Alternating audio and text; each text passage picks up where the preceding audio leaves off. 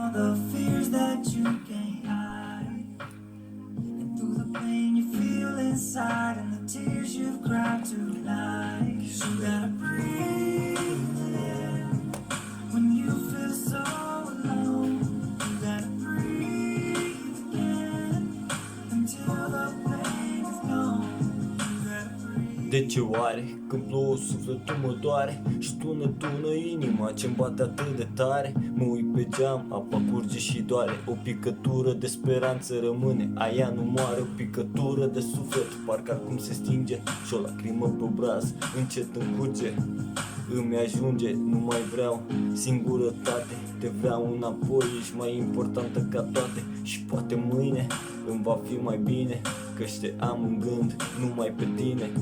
Oricine îți poate spune cât de mult însemn tu pentru mine. Fără tine inima mea este în ruine. Nimeni nu e aici lângă mine, mi-este greu. Zâmbetul tău mi-a fost de ajutor mereu. Chiar dacă azi plâng mi-e greu și suspin, de mâine îți promit o să încep din nou să respir. You've been running away from all the fears that you can't hide, and through the pain you feel inside, and the tears you cry tonight.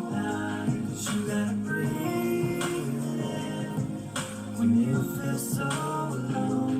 You gotta breathe again until the pain is gone. Vai nu se mai oprește, norii parcă sunt stânși, ca o speranțe drastice printre amintiri adânci. Mi-e dor de acele nopți când stăteam sub clar de lună și lipsește tot mai mult sărutul tău de noapte bună. Clipe de neuitat, petrecute împreună, parcă mai ieri mergeam prin parc, ținându-ne de mână, cu ochii plini de lacrimi. Spuneai că mă iubești și iubirea ce mi-o porți atinge bălte cerești. Nu-mi doream nimic mai mult decât să fiu cu tine. Ai reușit să scoți tot ce a fost mai rău din mine. Fără tine, acum e goală viața mea. Cât de greu îmi va fi, nici nu-ți poți imagina. Ce n-aș da să pot întoarce timpul înapoi, să simt din nou iubirea ce ne leagă pe amândoi.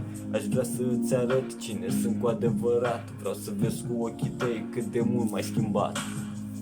You've been running away